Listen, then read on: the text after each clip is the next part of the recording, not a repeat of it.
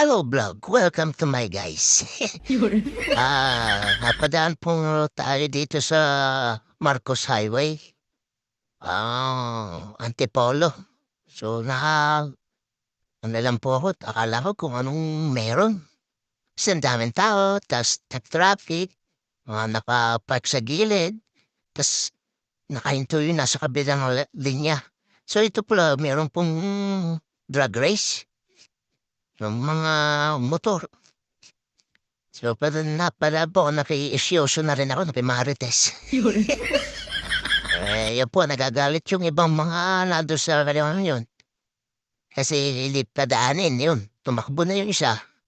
Hindi ata nakatakbo naman yung kalaban. So, hindi po ata natuloy. Nadismaya. So, ayan, pinadaan na po yung mga pinarang mga sasakyan.